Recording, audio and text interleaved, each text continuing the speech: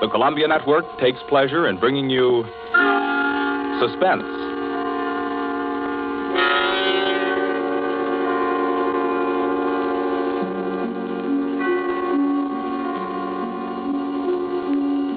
Suspense, a new series of programs with one strict purpose in view, your entertainment. Each week at this time, CBS sets aside 30 minutes to excite you, to mystify you, and on occasion to horrify you with a catalog of the world's great thrillers, dramas from the stage and screen, from fiction and radio, dramas that bring you suspense.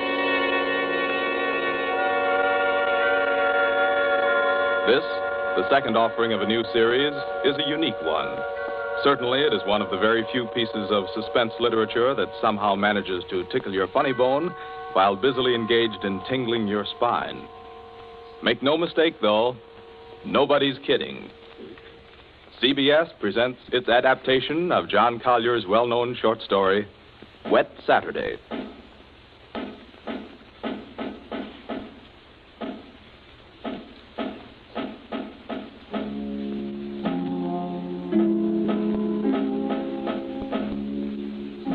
Yes, it's a wet Saturday. Never saw it rain harder. I'm Princey, Frederick Princey, just an ordinary family man. I've a son, a daughter, and a wife. I might be out golfing now if it hadn't been for the rain. Hi, Mrs. Princey. I plan to drive over to the nurseries this afternoon for some arbutus. The borders, you know, but... Oh, the whole lot of them make me sick. Yes, I'm George, son and heir. I had a date to go punting. Couldn't find the blasted punt in this weather, so I'm home, too. I'm Millicent. I was going to play croquet. That's how I happened to have a mallet. Yes, that's the Princey family. We find them at home. Mrs. Princey, Millicent, George sprawled on a couch, Mr. Princey biting on a dry pipe. Their living room is dull and overstuffed. Rain beats at the windows. They are any middle-class family at home on a wet day, except for one small item. As you sit with them in the living room, you can see through the door to the sun porch a pair of men's feet, encased in black boots. They look like the feet of a curate. There's a tenseness in the room. The air is charged with excitement, but the feet are very still. Don't keep staring at them. Listen to me, all of you. Don't you see? They'd hang her. That's what they do. They'd hang her. Oh, Fred, it's too awful. Awful? It's catastrophic. A supposedly sweet, gentle, intelligent girl, respected, loved by the whole village, doing a thing like this. Think of the publicity, the disgrace. You think I'm going to resign from the bench, the vestry, sell out and live in some foggy hotel abroad? Oh, no. No, I'll kill myself. I will. Don't be a fool. Any more than you have been, the governor means. Be quiet. Wouldn't be so bad if it were you. Everybody in the village knows you're not responsible. George. Yes? Get off that couch. Sit up on your spine. You might be of a little use here if you could think. Listen, Governor, this isn't my funeral. Oh, shut up. As long as I can remember, George, you've been a trial and a tribulation to me. Oh, I can't stand it. You've got to stand it, my dear. And keep that hysterical note out of your voice. Do you hear? Yes. We are talking about the weather. Now, George. Yeah? George, if he fell down the old well, say, striking his head several times, what about it, eh? I really don't know, Governor. What about it? Don't be an ass. I'm asking you to think. He'd have had to hit the side several times in 30 or 40 feet and at all the correct angles. No, I'm afraid not. We'll have to go over it all again, Millicent. Oh, no, Father. No. I couldn't. Millicent, we must go over it all again. Oh, Fred, you're torturing her. Oh, face facts, mater. With him lying there, there's no use pretending it's a picnic. They might hang you, Millicent. Oh, stop that shaking. Stop it here. You must stop it. Just keep your voice quiet. Millicent, we are talking of the weather. Now, we will proceed. I can't. Not with those boots there. Oh, should have thought of those boots, Millie. I'm not moving them. Oh, sit up, George. Stop shuffling your feet. Now, Millicent, look at me. Answer me truthfully, you hear? Answer me.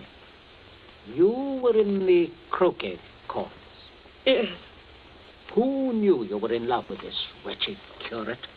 Oh, the whole village. They've been sniggering about it at the pub for 3 years past. What a filthy mess. Millicent, we continue. You were on the croquet court. Yes. You were putting the croquet set into its box. Yes. It was starting to rain. I was carrying the balls and mallets into the sun porch. The box was there. You heard someone enter the garden gate and come across the yard. Yes. Could you see who it was? Oh, not at first. I was going into the sun porch. I threw down all the mallets but the red one and turned around. It was Withers? Yes. So you called him? Yes. Loudly? Did you call him loudly? Could anyone have heard? No, Father, I'm sure not. I didn't really call him. I just spoke his name. He saw me as I went to the door. He just waved his hand and came over. How can I find out from you whether there was anyone about? Whether he could have been seen? I'm sure not, Father. I'm quite sure.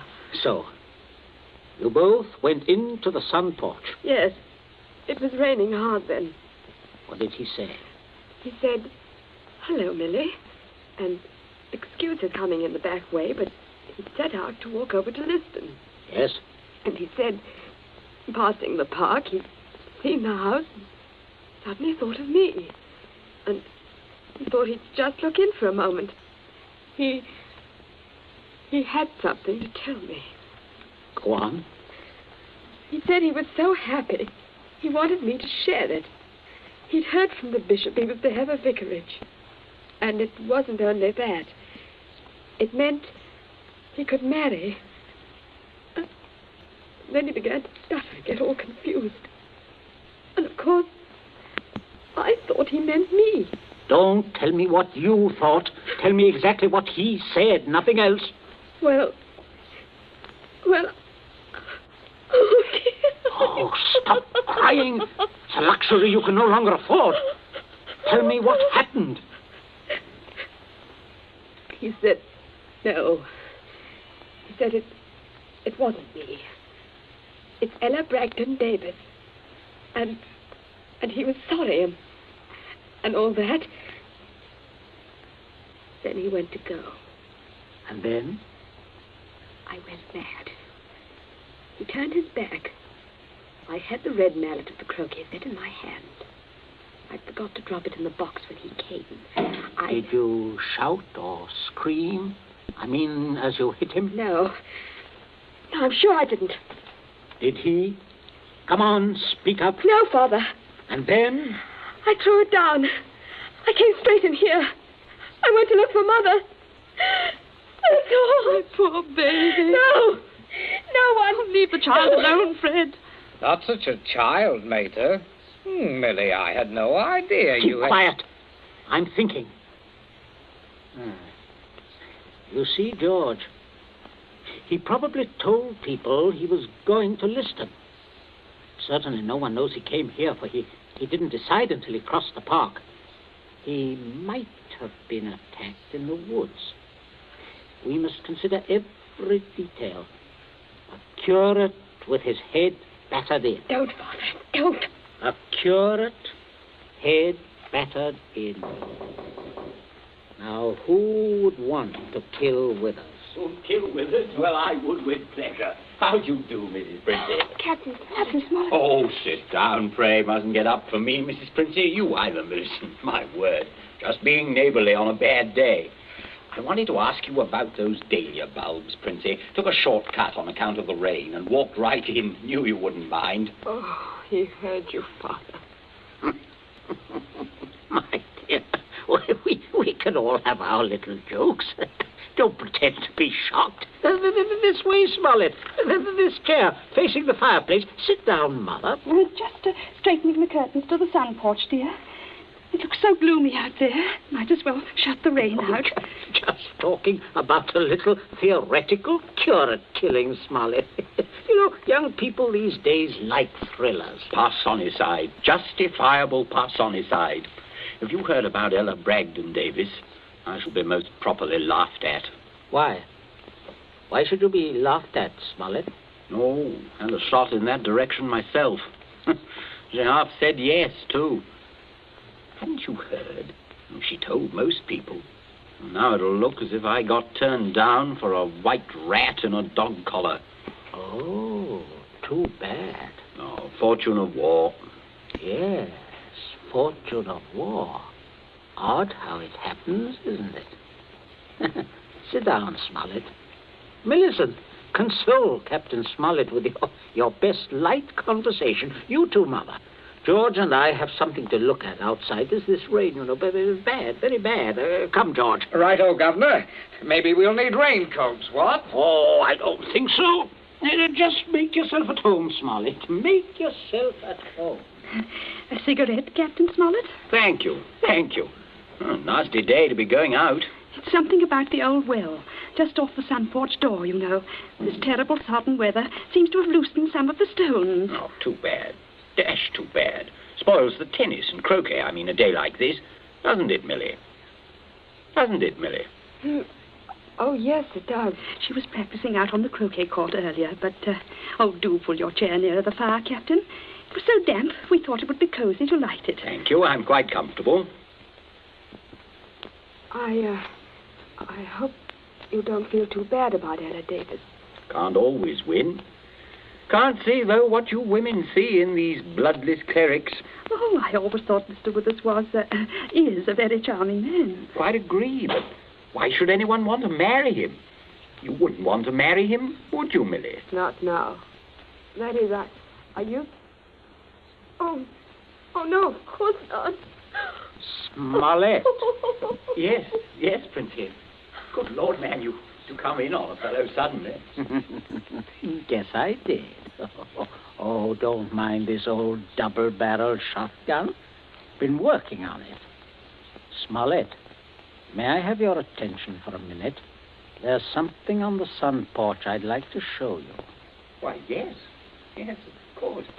Smollett, George and I went out to see if we could shoot some rats which have been driven out of the old well by the high water.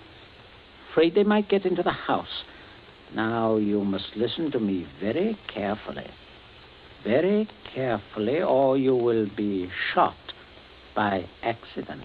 Princey, what's got into you? You heard me ask as you came in, who would kill Withers? You also heard Millicent make a comment, an unguarded comment. Well, what of it? Very little. Unless you were to hear that Withers had met a violent end this very afternoon. And that, my dear Smollett, is what you are going to hear. What? Withers? Yes. Who killed him? Millicent. Good Lord. Yes, it's a mess. And of course, you would have remembered and guessed. Maybe, yes, I suppose I should. Therefore, you constitute a problem. Why did she kill him? Oh, it's one of those disgusting things. Pitiable, too. She deluded herself that he was in love with her. Good heavens, Millie. Oh, yes, of course, I see. He had told her about the Davis girl. I understand. Now, I have no wish, as you will comprehend, that she should be proved either a lunatic or a murderess. I could hardly go on living here after that. I suppose not.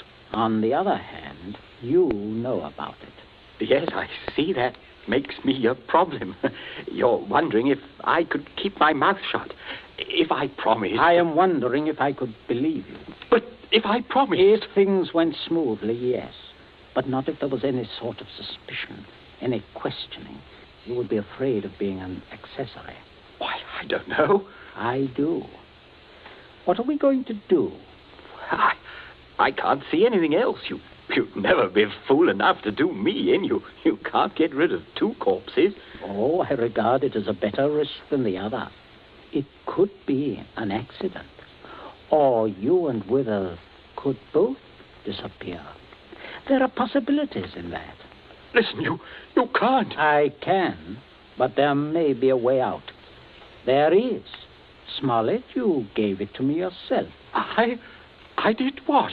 You said you would kill Withers. You have a motive. Oh, look here, I was joking. Of course you saw that. You are always joking. Listen, Smollett, I can't trust you. You must trust me. Else I will kill you now in the next minute. I mean that. You can choose between dying and living. Go on. Now, there's the old well just outside the sun porch door. That's where I'm going to put Withers. No one outside knows he has come up here this afternoon. No one will ever look there for him unless you tell them. You must give me evidence that you have murdered Withers. I murdered him? Why do you want that? So that I shall be dead sure that you will never open your lips on the subject. I see. What evidence? George, hit him in the face. Sure. George, don't! Keep out of this. Oh, Captain, you should be more careful. Look what your teeth did to my knuckles. Again, George. Okay. Oh, I can't stand it. Oh, how can you? Keep quiet. You women keep out of this. I'm sorry, Smollett, but there must be traces of a struggle between you and Withers. Then it will not be altogether safe for you to go to the police. But can't you take my word, man? I will when we are finished. George? Yes? Get the croquet mallet. Right, Governor. Take your handkerchief to it. In there on the sun porch floor. Yeah. Yes, I got it, Governor. There, Captain. There's the weapon. As I told you, Smollett. Now, you just grasp the end that mashed Withers' head. I shall shoot you if you don't. But good Lord, you can't. All right. There. That's it. Now deposit it out by the side of the house, out of the rain, of course. No, wait, George. Yeah? First, you'd better pull a few hairs out of his head and put them under the nails of Withers' right hand. Princey, have you gone mad? Do you know what you're doing? With this gun, yes. Go ahead, George. Sorry to muss your hair up, Captain. Shut up, Smollett. There. That's all we need. Now for Withers, and we'll fix it right up. Be right with you, Governor. Smollett, you may turn around. Withers is just there in the sun porch. Draw back the curtain. Good Lord, Princey. Yes, messy. But we'll get him fixed up. Now, you, Smollett, you've just got to drag him through the door and dump him in the old well. Just beyond the door, Captain. I won't touch him. I won't. All right. Stand aside. Out of range, George. Right. Only one place I want this bullet to go. Father. Oh, Father. Keep quiet. My aim's none too good. Wait a minute. That's better, Smollett. Much better. Go on now. In here. You'll have to take him outside. By the shoulders ought to do it, Captain. Keep quiet, George. Go on, Smollett. Go on. You've seen dead men before. Drag him. Drag him. I'll just hold the gun here to make sure that everything goes all right.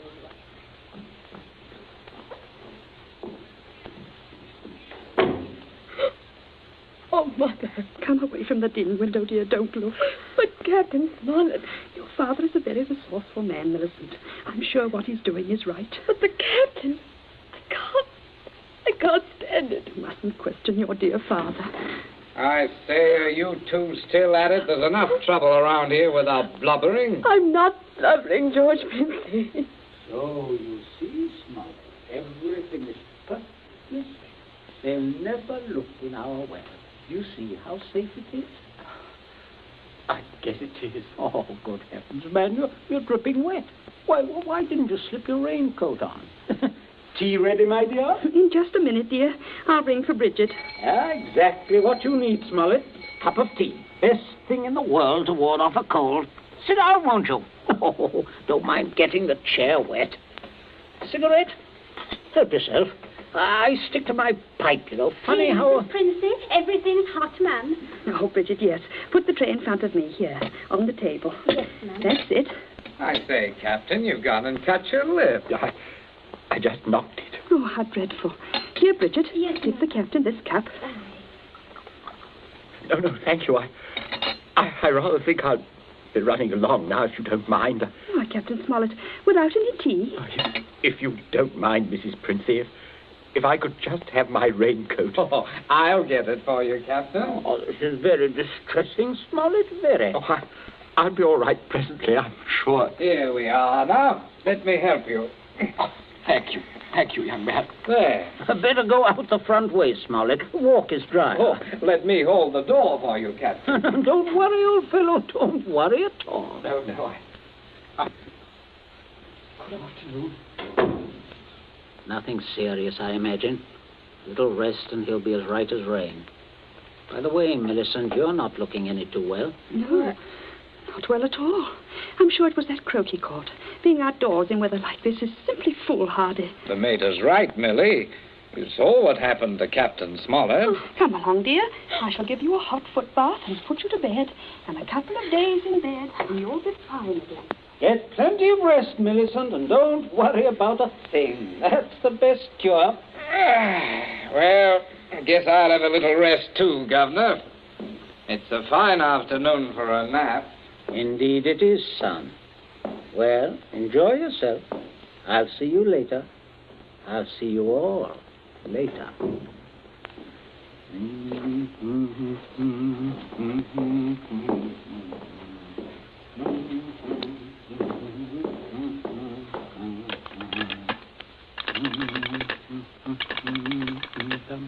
Your number, please. Oh, would you get me the police station, please? Police station? Right away, sir.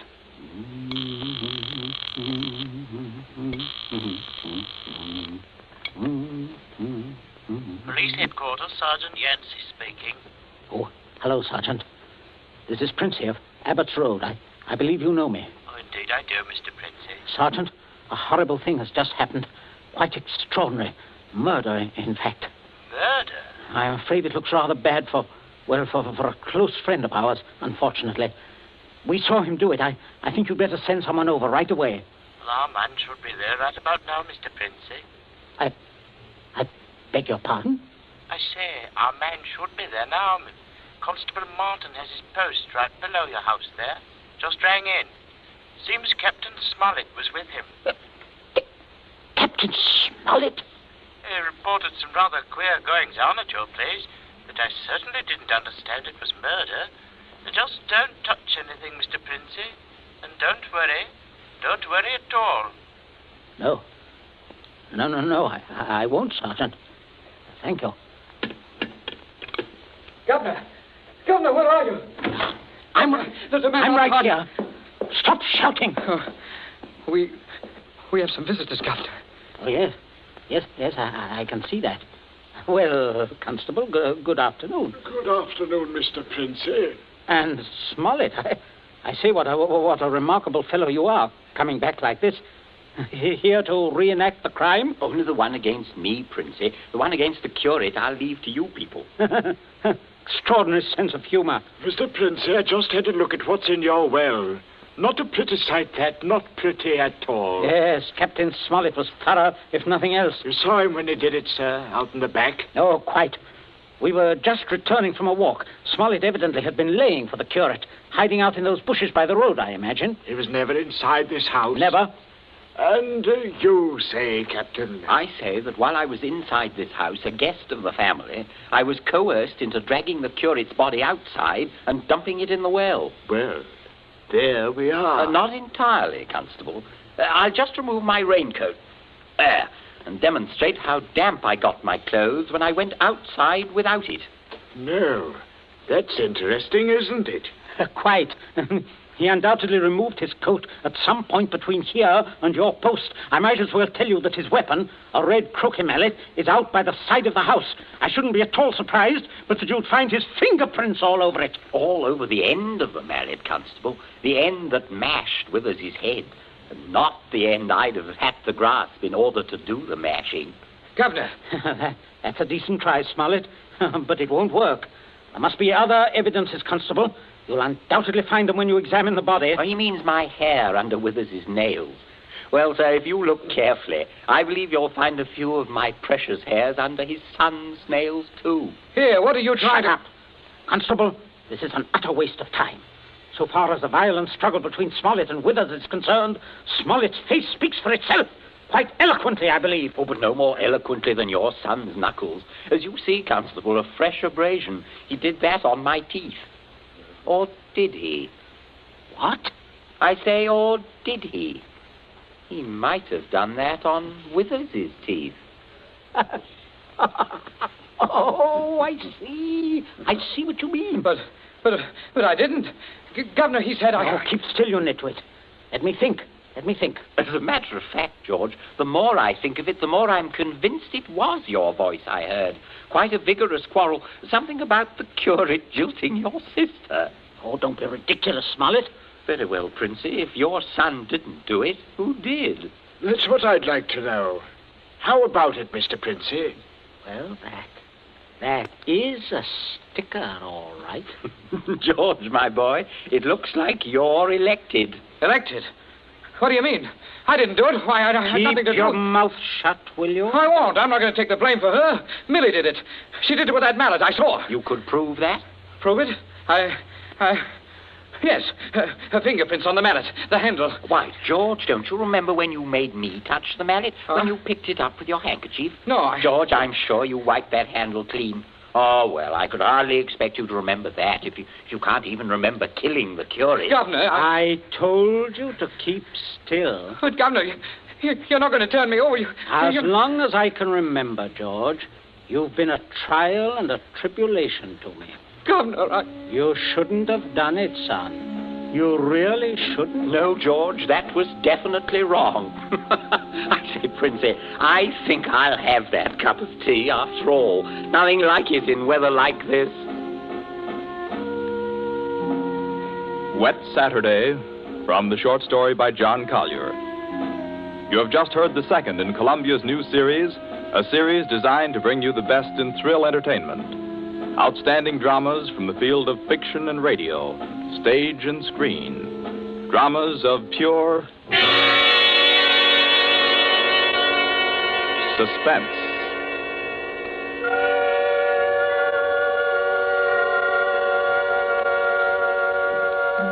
This Columbia feature is produced and directed by Charles Vanda, with script by Harold Medford and score by Bernard Herrmann. Be with us again next week at this same time when we present Suspense. This is the Columbia Broadcasting System.